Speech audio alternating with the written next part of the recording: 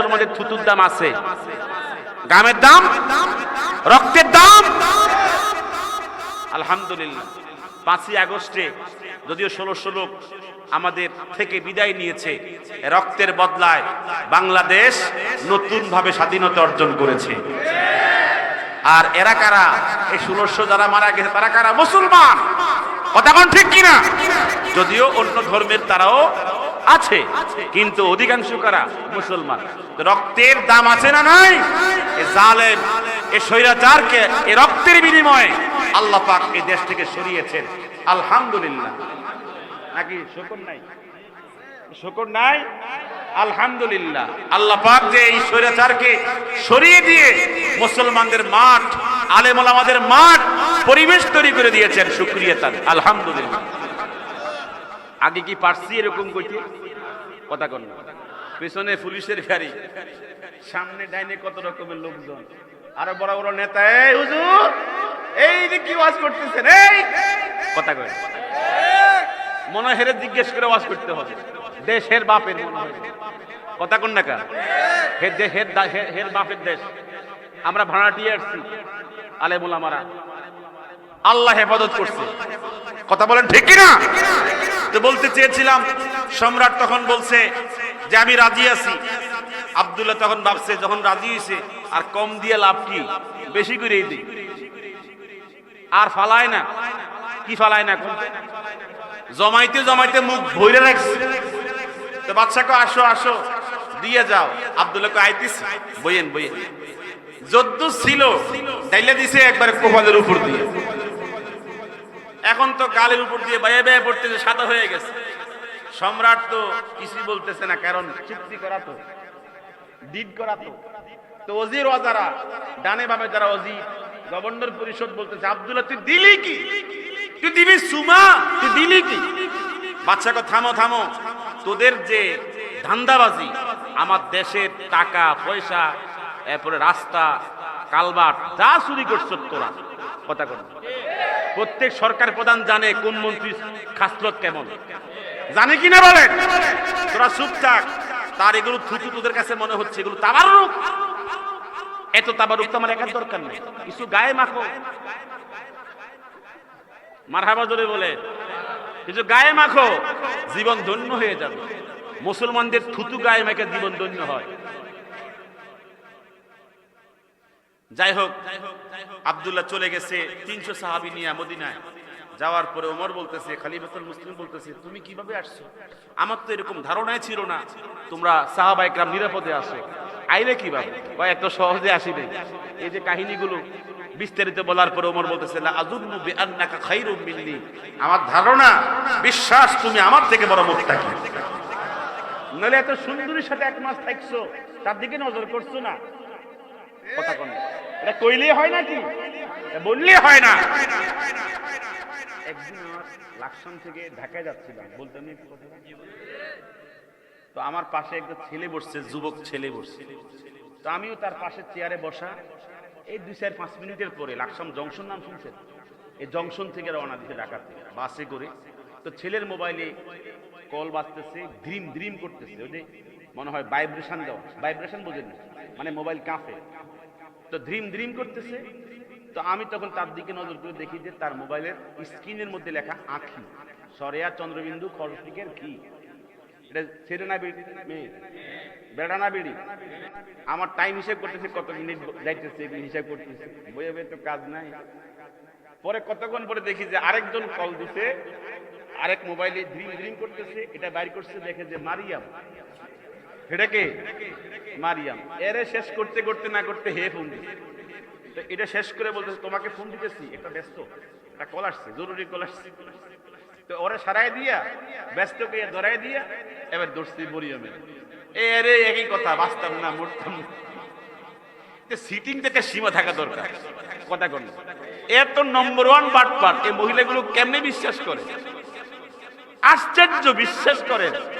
এই 2 নম্বরের সীমা শেষ হয়ে গেছে।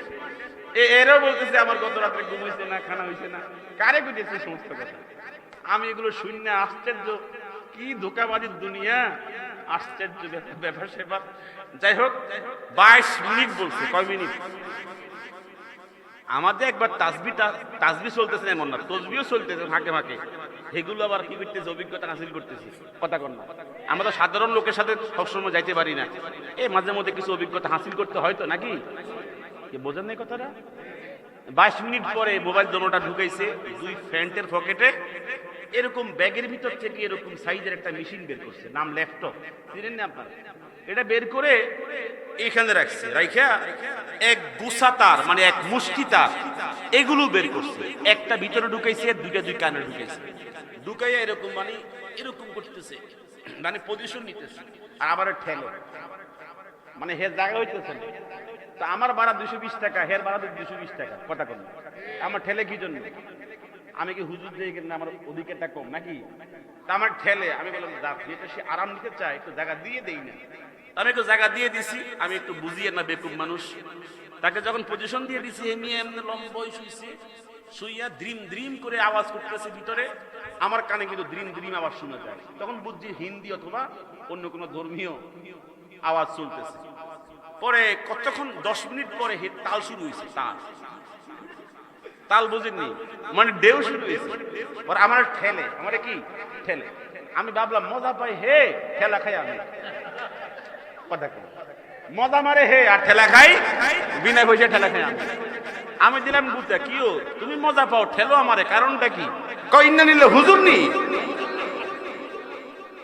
1.5 ঘন্টা পরে গিয়ে কই হুজুর নি। কয় ঘন্টা পরে? আশ্চর্য, আজীব একটা ছেলে। আমি তখন বললাম তুমি কি এতক্ষণ দেখো না আমি কে? হুজুর বুঝতে পারি রে, বেয়াদবি মাফ করে দেন আমাকে। আমি তখন বললাম তুমি যে গত রাতে ঘুমোতে পারো নাই, কারণটা কি? আল্লাহ হেফাজত করুন, জোরে বলেন আমি।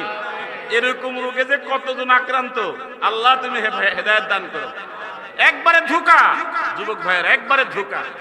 ভালোবাসা যা করো জমা করে স্ত্রীকে দাও। রাসূলের আদর্শ হচ্ছে স্ত্রীকে ভালোবাসা। কথা বলুন, প্রেম নিবেদন যত কিছু শক্তি সামর্থ্য গায়ের জোর সব তুমি প্রস্তুত রাখো, রাসূলুল্লাহর জিন্দেগি থেকে গ্রহণ করো। কথা বলুন, এরপরে হারবাল টোকা, বিয়ের আগে হারবাল টোকা, আশ্চর্য বিষয়। কথা কর না, কোন ডাক্তার ভালো হবে? আশ্চর্য, তুমি তো হায়াত শেষ করে ফেলেছো, তুমি প্রস্তুত হও। সব হবে কখন? সময় মতো হবে। আল্লাহ হেফাজত করুন। আমি যদিও কথাগুলো হাসির ছলে বলতেছি, আসলে বাস্তব কথা। কথা কর না, ছেলে বিয়ে করতে ভয় পায়, আরে কি আশ্চর্য, তোর বিয়ে করতে ভয় পাস কেন? সুন্নতির জিন্দেগিতে নাই তো। কথা কর না, সুন্নতির জিন্দেগি নাই তো, এজন্য ভয় পাচ্ছে। আল্লাহ আমাদেরকে হেদায়েত দান করুন, জোরে বলেন আমিন। যাই হোক, পরে বললাম বাবা একটা কথা বলতাম, মনে কষ্ট নিবানি। কোনা হুজুর আপনি বলেন, আমি নসিহত হিসেবে গ্রহণ করব। আমি তখন বললাম তোমার চোখ যে এত ভিতরে, 3 ইঞ্চি ভিতরে, মনে হয় আধা কেজি চাউল রাখা যাবে। চোল ভিতরে কেন? আর তোমার সাফার গোস্ত নাই কেন? সাফা দিয়ে একটা প্লাস্টিকের মতো। আর তোমার যে গায়ের যে অবস্থা 30-35 কেজি হবে, বাতাসে উড়ে নিয়ে যাবে। তোমার স্বাস্থ্যের কন্ডিশন কেন? হুজুর সামনে পরীক্ষা। আচ্ছা হেসা কথা কইছে হে, তাহলে তোমার ঘুম হয় না, খানা হয় না, তুমি মরে যাবা। তোমার পরীক্ষা কি ডিস্টার্ব দিচ্ছে তোমার? তুমি ভালো করে খাও, ভালো করে ঘুমাও। কথা বলো, স্বাস্থ্য ঠিক হয়ে যাবে, চেহারা ঠিক হয়ে যাবে, তখন তোমার কোনো সমস্যা হবে না। আজ না খাও, না ঘুমাও, আর টেনশন করো আর মরে যাবে, তার জন্য মরে যাবে, কোনোদিন এ স্বাস্থ্য কি হবে না, এ কঙ্কাল বডি সুস্বাস্থ্যে পরিণত হবে না। ঠিক কিনা বলে? আল্লাহ আমাদের যুবক ভাইদেরকে চরিত্রবান করে দিন, যদি বলেন আমিন। যাই হোক, আব্দুল্লাহকে বলতেছে ওয়াজ্জিহ জুবহাতাকা উকাব্বিলুকা আশরা মাররাত। ওমর বলতেছে তোর কুফালটা আমারে দে, তোর কুফালটা আমারে দে, আমি তোকে 10টা চুমা দিব। ওমর বলতেছে, খলিফা বলতেছে উকাব্বিলুকা আশরা মাররাত, আমি তোকে 10টা চুমা দিব। আব্দুল্লাহ তখন বলে আমি হলাম প্রজা, আপনি হলেন খলিফা, আমার উচিত আপনাকে চুমা দেওয়া, আপনি আমাকে চুমা দিবেন, কারণটা কি? তখন ওমর বলে যদি আমার জিন্দেগির কোনো ইবাদত আল্লাহর নিকটে কাউন্ট না হয়, আমার মনে হয় বিশ্বাস তোরে আমি মহব্বত করি, তুই মুত্তাকি, তুই পরেজগার, তোকে আমি 10টা চুমা দিলে এটা আমাকে নাজাত দিয়ে দিবে, আমাকে নাজাত দিয়ে দিবে। আমি আর কথা বলতে পারতেছি না, আমি অনেক মানসিকভাবে অনেক মানে, যদিও যত কথাই বলেন সারা দেশের মানুষ আমাকে খুব ভালোবাসতেছে, মহব্বত করতেছে, কিন্তু আমার দেখা দিত আমি। কথা কন, আমার মুসিবত নিয়ে তো আমি মোকাবেলা করতেছি। আমি 3 মাস কাঁদছি, 3 মাসের কান্নাতে আমার চোখের পানি শেষ হয়ে গেছে। শুধু কিভাবে ময়দানে আসবো, এত সহজে আসিনি। আমার পরিবার, আমার শ্বশুর বাড়ি, আমার বন্ধু আহবাব, আমার উস্তাদ জগৎ, আমার মাহফিলের জগৎ, আমার গোটা জগৎটাকে একদিকে রেখে আমি একলা সিদ্ধান্ত নিয়ে এসেছি। কি পরিমাণ আমার এই জগৎটা আমাকে গালিগালাজ করতেছে, কি শব্দ ইউজ করতেছে, এগুলো যখন নজরে দেখি, আমি তো মানুষ, কথা খোলেকাল ইনসানু দাঈফা। আমার কাছে কষ্ট লাগে যে আসলে কি আমি ভুল করেছি,